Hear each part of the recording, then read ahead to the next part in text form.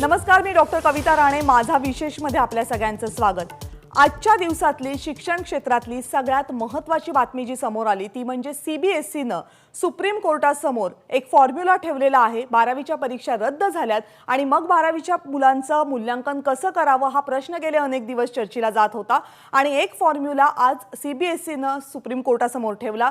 Supreme कोर्टानं तत्वतः तो मान्यही केलेला आहे.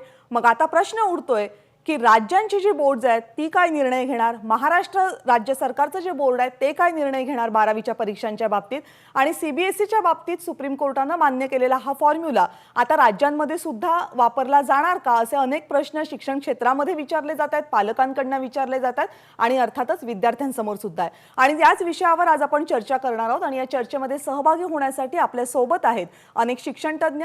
पाणिनी तेलंग आहेत आपल्या सोबत नागपूरहून, वैशाली देशमुख आपल्या सोबत आहेत लातूरहून आणि लातूरहूनच सतीश पवार सुद्धा या चर्चेमध्ये सहभागी होत आहेत. या सर्व शिक्षण तज्ञांचं मी स्वागत करतेच आणि माझ्यासोबत माझी सहकारी सुद्धा इथे स्टुडिओमध्ये माझ्यासोबत आहे भारती सहस्त्रबुद्धे. भारती, तुझंही स्वागत. सगळ्यात महत्त्वाचं भारती, मला पहिल्यांदा स्पष्ट करून सांग की हा 30-30-40चा जो फॉर्म्युला आहे जो सीबीएसईनं दिलेला आहे तो नेमका काय आहे? सीबीएसई आणि आयसीएसईचे वेगवेगळे फॉर्म्युले आहेत का?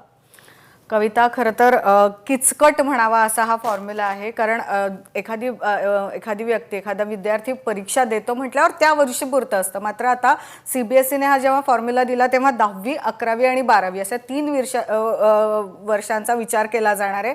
10वीचं जे काही मूल्यमापन असणार आहे त्याला 30% महत्त्व आहे, 11वीच्या मूल्यमापनाला 30% महत्त्व आहे आणि 12वीला 40% महत्त्व. आता त्यातही अजून गंमत अशी आहे की 10वीत जो काही रिझल्ट असेल विद्यार्थ्याचा त्यातले बेस्ट ऑफ 5चा रिझल्ट आहे गेले काही वर्ष, मात्र त्यातले सर्वाधिक मार्क असलेले जे 3 विषय आहे ते कन्सिडर केले जातील. 11वीच्या बाबतीत असं आहे की शाळा कॉलेजेसच परीक्षा घेतात, त्यामुळे 11वीचे त्यांची जर फायनल एक्झाम झाली असेल तर त्याचे मार्क, प्रॅक्टिकल्स याचं सगळं गणित करून 30% महत्त्व त्याला दिलं जाणार आहे आणि 40% महत्त्व 12वीला आहे. आता 12वीची गंमत अशी आहे की अनेक मुलांच्या प्रिलिम्स झालेल्या नाही आहेत, मात्र वर्षभर ज्या काही युनिट टेस्ट असतील, 3माही परीक्षा असेल, दिवाळीच्या आधी घेतली जाणारी 6माही परीक्षा असेल, ते plus practicals plus internal assessment हे सगळं मिळून 40% महत्त्व असा हा सीबीएसईचा फॉर्म्युला आहे. बरं, आज कोर्टात सीबीएसईने जेव्हा हा फॉर्म्युला दिला तेव्हा आयसीएसईने सांगितलं की सीबीएसई 3 वर्षाचा विचार करते, मात्र आम्ही 6 वर्षाचा विचार करतोय. म्हणजे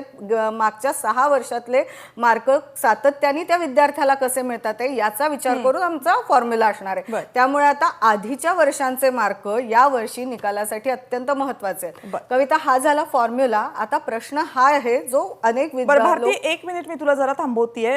हा जो फॉर्म्युला आहे तो आता स्टेट बोर्डसाठी वापरता येईल का आणि स्टेट बोर्ड याच फॉर्म्युलानुसार पुढे जाईल का? कारण स्टेट बोर्ड थांबलेला आहे सीबीएसईच्या बाबतीत काय निर्णय येते हे बघण्यासाठी. वैशाली देशमुखांकडे जाऊयात. वैशाली देशमुख, तुम्हाला काय वाटतं, स्टेट बोर्ड असा फॉर्म्युला वापरू शकतं?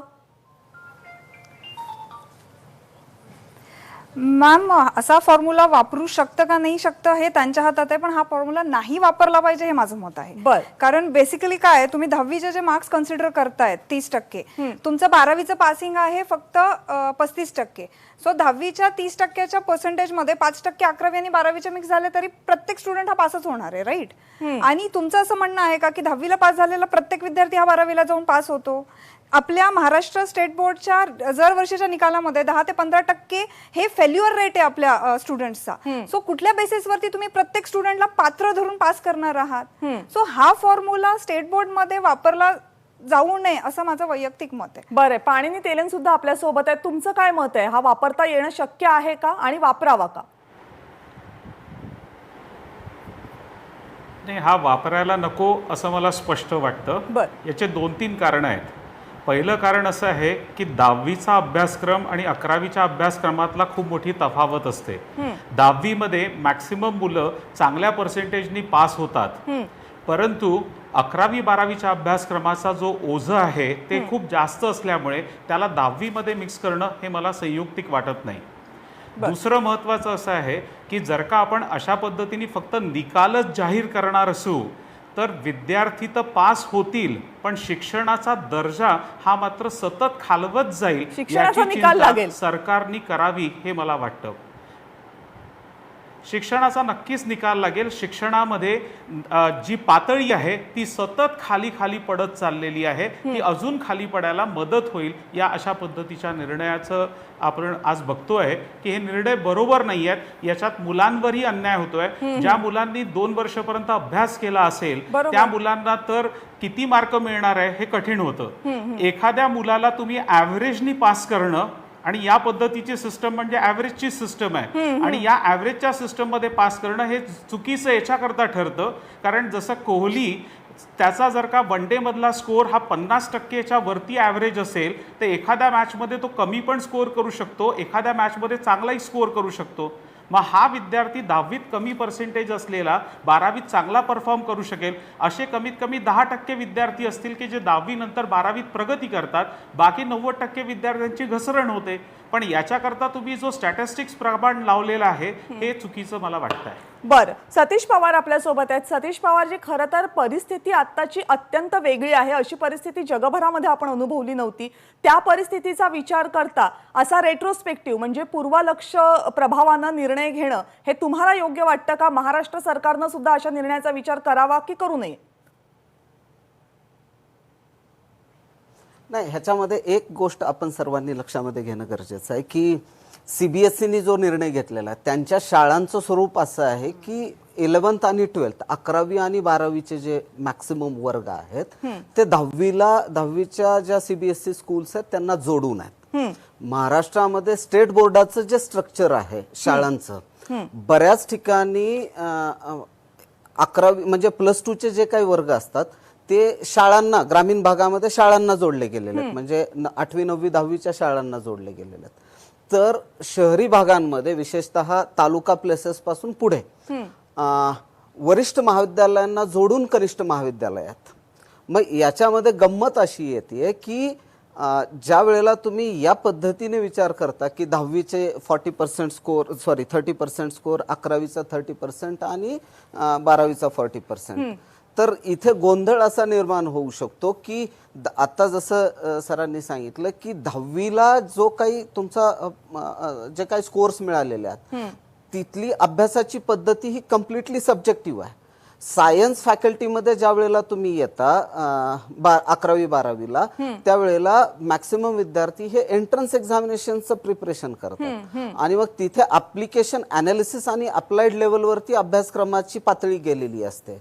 मग हा स्ट्रक्चरल डिफरन्स एक्झामिनेशन मधला आणि बाकी स्कूलच्या रचनांचा जर पाहिला तर मला असं वाटतं की हे सूत्र ऍज इट इज महाराष्ट्रामध्ये अवलंबणं थोडंसं अवघड आहे असं माझं वैयक्तिक मत आहे. पण पाणिनीजी, एक प्रश्न मग इथे उपस्थित होतोय की आता मुद्दा असा आहे की कुठून तरी मुलांचं मूल्यमापन तर करावं लागणार आहे, काहीतरी एक फॉर्म्युला आपल्याला निवडावाच लागणार आहे. या परिस्थितीमध्ये जर हा फॉर्म्युला वापरला तर पुढे मुलांना वैकल्पिक परीक्षा देण्याचा सुद्धा पर्याय दिला जातोय. जर एखाद्याला गुण नसतील पटले तर त्याला ते पुढे एक परीक्षेची संधी सुद्धा दिली जाणार आहे. मग अशा परिस्थितीमध्ये हा निर्णय जर महाराष्ट्र सरकारनं अशाच पद्धतीचा घेतला 10वी 11वी आणि 12वीच्या गुणांवर आधारित, तर काय नेमके प्रश्न निर्माण होऊ शकतात? नाही, पहिला मुद्दा असा आहे, या संदर्भात मी काही स्पष्ट गोष्ट सांगू इच्छितो. ती म्हणजे अशी आहे की 12वीला जे विद्यार्थी होते त्यांना जानेवारी महिन्यात CBSEने सांगितलं की तुमचं 30% सिलेबस कमी करण्यात आलेलं आहे. त्याच धर्तीवर महाराष्ट्र सरकारने सांगितलं की तुमचं 25% सिलेबस कमी करण्यात आलेलं आहे.